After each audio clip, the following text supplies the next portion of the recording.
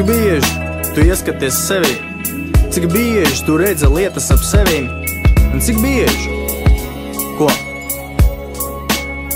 Jā, tu redzi skapu, kā tu attaisno rīt acis, tu piemēri drēbes, spogulī tavs skats, brokasts, bļodā iekrīt mats, tas nav tavs, tas kādam, kas ir bijis tev blakus. Autobus vai vieglais auto, luksofors taps viens un tas pats, velosipēds vai ceļš ar kājām, tu apskata apkārtni ceļā uz mājām, tas ir kafijas vai tēja, tā pati pauzlapa aizlido no vēja, sētnieks vai biznesmens,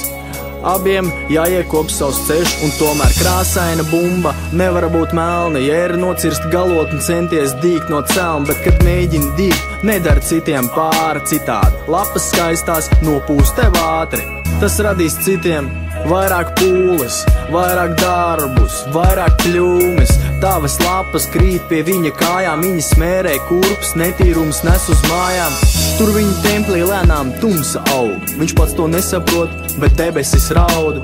tie stādi aug ar melnām lapām, un tikai zinot īstenību tiks pie zaļām lapām, no vismazākā līdz vislielākam, esot iekšā šeit ir jābūt labam piemēram, kas parāda vērtības, kas ir sirds, kaut kas vairāk nekā pētnieks, bet ir sirds, kas dzenās pēc vērtības. Tev sāp, viņiem vienalga, tais postažu meklē ko saldu, akli neredz to tevī un atstāj vienu pie galda. Ir tādi, kas gaismu uztver kā spuldzi, prožektoru vai sauli, ir tādi, kas melo un melo, jo māca redzēt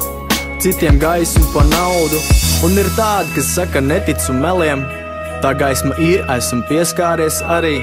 kaut tev arī būtu spēki pielikt pūles, vienalga, cik tas būtu grūti, kad pasaulīgā redze ved tev ap stūri, kaut spētu nolaust ap sirdi to mūri, tu redzētu īstenību, labestību, pacietību, visam visumam ir tieši šādas īpašības, katrā daļiņā šī īpašība mirdz, kurš atvers sevī tās sirdi, pasak, tā nav nemaz tik tālu. Putni paceļās maldu upei pāri, putni vaicā, vai jūs lidosiet bērni, jūs tur lejā mums šeit visi esat dārgi, bet vai lidosiet viss atkarīgs no tevis, sirds var atnest tuvāk debesis pie zemes.